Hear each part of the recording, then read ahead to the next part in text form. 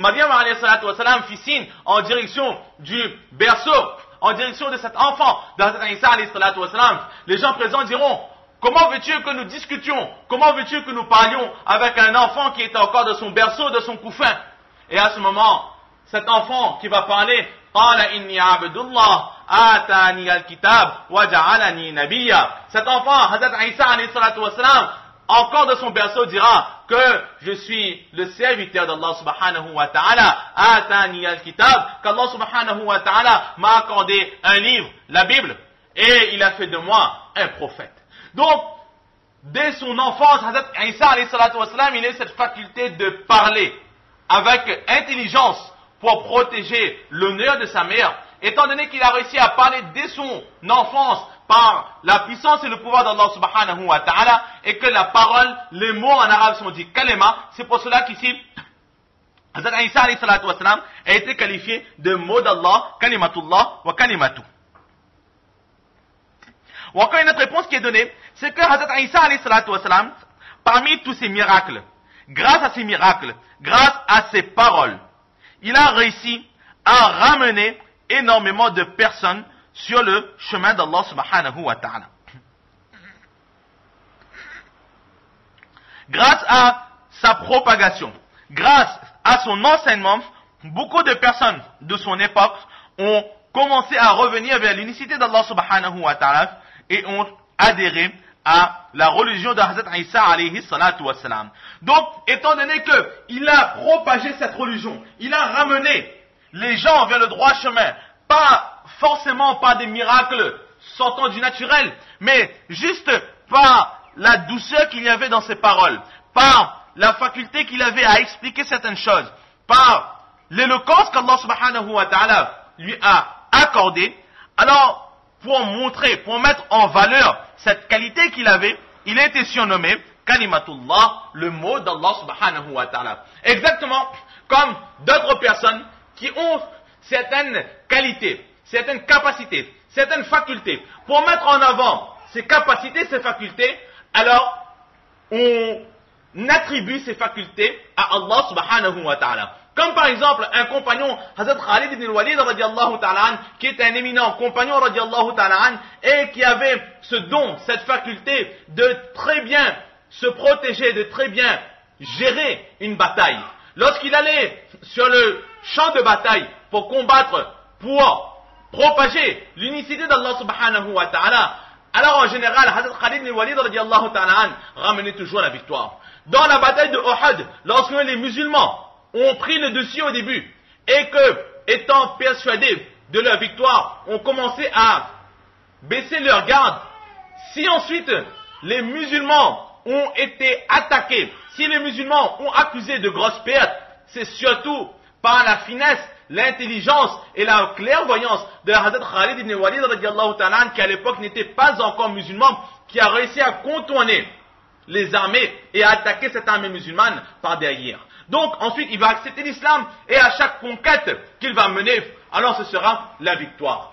Et justement pour montrer sa bravoure, pour montrer sa force, il a reçu le titre de Sayfullah, ou de Sayfun min suyufillah, l'épée d'Allah, ou une épée parmi les épées d'Allah subhanahu wa ta'ala. Cela ne veut nullement dire que Hazrat Khalid ibn Walid radiallahu ta'ala an est une épée réelle d'Allah subhanahu wa ta'ala. Cela ne veut non plus nullement dire que Hazrat Khalid ibn Walid radiallahu ta'ala an appartient à Allah, est un morceau d'Allah.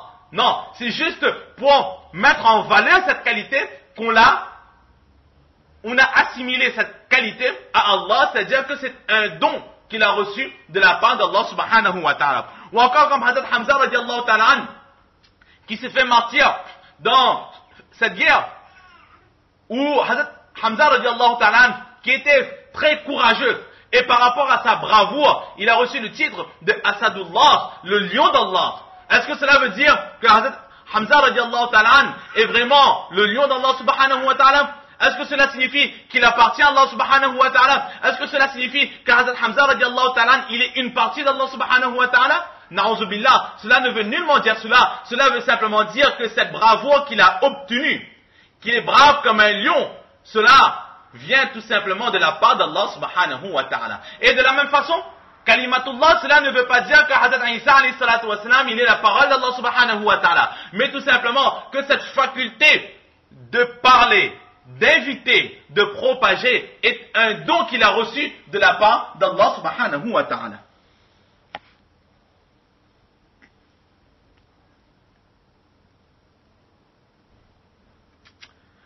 Et parmi les miracles que Hazrat Isa alayhi salatu wa salam, il a eu, justement, c'est un des miracles, c'est sa parole, l'éloquence qu'il a eue, et aussi, أخلق من الطين كهيئة الطير فأنفخ فيها فيكون طيرا بإذن الله, qu'il avait cette faculté qu'avec des morceaux de terre, de la terre, il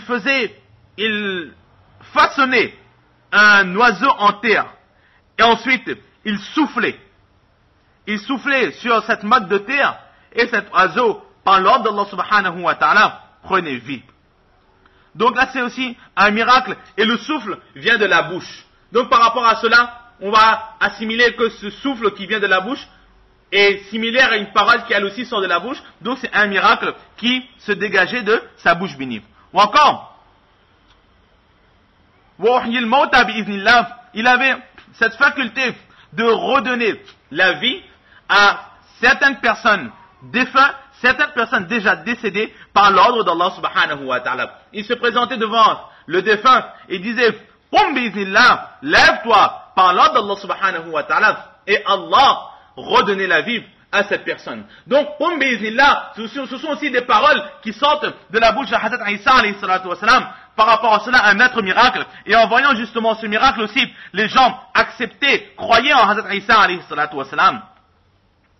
Il avait cette faculté, qu'il avait cette faculté de guérir le lépreux et la personne qui est née aveugle. À ces deux maladies, la personne qui est aveugle et le lépreux, Hazrat Isa alayhi salatu wa salam, il avait cette capacité de guérir.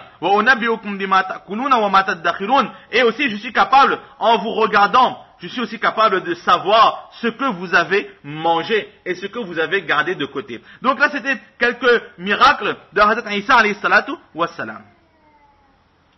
Ou encore une autre réponse qui est donnée au sujet de Kalimatullah. Pourquoi est-ce que ici, le Saint Prophète sallallahu alayhi wa sallam, et même dans le Coran, Allah subhanahu wa ta'ala, il a qualifié Hazrat Isa alayhi salatu wa salam de Kalimatullah, de mot d'Allah. Tout simplement ici, Kalimatullah sera traduit par Basharatullah, bonne nouvelle donnée par Allah subhanahu wa ta'ala. Hazrat Isa alayhi salatu wa salam, c'est la bonne nouvelle d'Allah subhanahu wa ta'ala. Pourquoi? En référence à un autre verset du Coran où Allah subhanahu wa ta'ala dit: Inna Allah yubashiruki bi kalimatin min ismuhu al-masih, qu'Allah subhanahu wa ta'ala te donne la bonne nouvelle, ô Hazrat Maryam alayhi salatu wa salam, d'un enfant qui sera né, non pas d'un père, mais qui sera né par la volonté d'Allah subhanahu wa ta'ala, et son nom sera Al-Masih, l'envoyé d'Allah subhanahu wa ta'ala. Donc par rapport à cela, Hazrat Isa alayhi salatu wa salam a été qualifié de Kalimatullah. Là nous voyons très clairement que Kalima ici fait référence à certains miracles, certaines capacités, certaines facultés qu'avait eu Hazrat Isa alayhi salatu wa salam pour mener à bien son rôle de prophète. Nous voyons très bien que ce sont des dons, des capacités données par Allah subhanahu wa ta'ala. Il n'avait nullement la capacité de faire cela de son plein gré, mais juste par l'ordre d'Allah subhanahu wa ta'ala. Étant donné qu'il dépend des ordres et de la volonté d'Allah subhanahu wa ta'ala, et qu'il est un envoyé, Hazrat Isa alayhi salatu wa salam ne peut nullement être ni un Dieu, ni le Fils de Dieu. Ensuite Allah subhanahu wa ta'ala continue: wa ruhum min. Et Hazrat Isa alayhi salatu wa salam, il est l'âme venant d'Allah subhanahu wa ta'ala. Par rapport à ce Ruh Min, énormément de personnes, surtout les chrétiens, se sont égarés. En voyant cela, Ruh Min, ils sont dit que Hazrat Isa alayhi salatu wa salam, c'est l'âme d'Allah. Donc, étant donné que Hazrat Isa alayhi salatu wa salam, c'est l'âme d'Allah, donc, Hazrat Isa alayhi salatu wa salam, c'est Allah lui-même qui a choisi une forme humaine. Allah, il est un, mais Allah, il est descendu sur terre sous forme humaine pour propager les bonnes paroles. Na'udhu billah. Et tout ça, cet égarement vient de ce Ruh Min, l'âme d'Allah. Alors qu'ici, le muhaddithin et le mufassirin expliquent qu'ici, Ruh Min ne veut pas dire que Hazrat Isa alayhi salatu wa salam est l'âme d'Allah. Mais il y a un mot qui est sous-entendu. C'est quoi? C'est que Hazrat Isa alayhi salatu wassalam est une créature, a une âme qui a été créée par Allah subhanahu wa ta'ala sans l'intermédiaire d'un père et sans aucune autre matière. Nous savons tous que pour la création d'un enfant, il faut le mélange, il faut l'assemblage de deux matières, une matière provenant de la mère et l'autre matière provenant du père.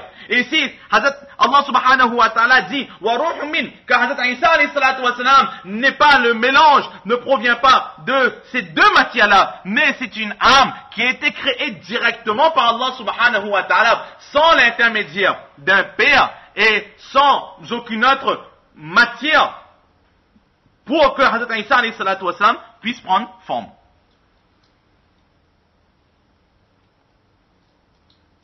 Donc c'est pour cela que Hazrat Isa alayhi salatu wassalam, il a été appelé Ruhun Min, une âme qui a été créée par Allah subhanahu wa ta'ala sans intermédiaire ni père. Une deuxième raison pour laquelle Hazrat Isa alayhi salatu wassalam est appelé l'âme venant d'Allah subhanahu wa ta'ala, c'est ce que nous avions dit précédemment. Un de ses miracles, c'était de redonner la vie aux morts. Il disait Qum bi'iznillah. Alors c'est comme si que Allah veut dire que Hazrat Isa alayhi salatu wassalam, il est un intermédiaire.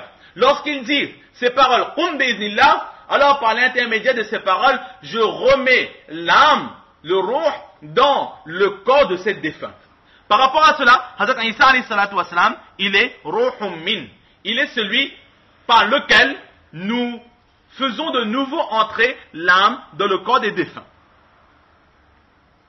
Ou encore Ruhun Min, c'est un peu ce que nous avions aussi dit, qu'énormément de personnes ont adhéré à cette religion, à ce christianisme. Aujourd'hui aussi, nous voyons comment est-ce que cette religion de Hazrat Isa alayhi salatu wassalam est toujours répandue partout sur la terre, même si malheureusement aujourd'hui elle a été falsifiée, elle a été changée. Les personnes qui ont cette croyance que Hazrat Isa alayhi salatu wassalam est le fils d'Allah subhanahu wa ta'ala, ou qu'il est lui-même Allah subhanahu wa ta'ala, se sont égarés, mais ils gardent quand même cet amour pour Hazrat Isa alayhi salatu wassalam.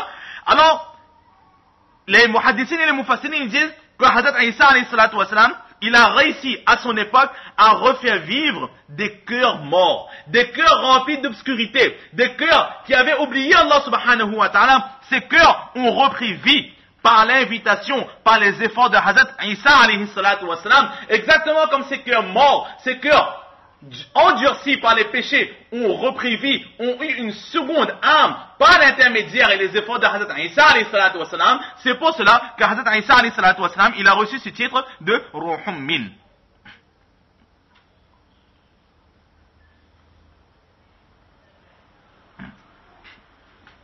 Ou enfin, une autre réponse qui est donnée, c'est que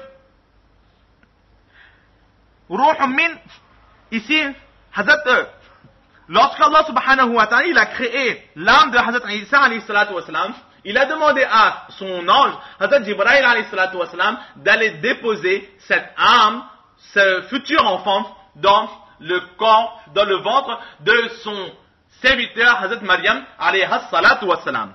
Allah subhanahu wa ta'ala parle de cette histoire dans le Coran, فَأَرْسَلْنَا إِلَيْهَا رُوحَنَا فَتَمَثَّلَ لَهَا بَشَرًا سَوِيًّا, que nous avons envoyé vers Hazrat Maryam alayhi salatu wassalam, notre ruh, notre ange, Hazrat Jibril alayhi salatu wassalam, qui a pris forme humaine en se présentant à Hazrat Maryam alayhi salatu wassalam, et ensuite il a insufflé cette âme dans le ventre de Hazrat Maryam alayhi salatu wassalam. Étant donné que dans le Coran, ici, Hazrat Jibril alayhi salatu wassalam, ou bien même cette création de Hazrat Isa alayhi salatu wassalam a été qualifiée par le mot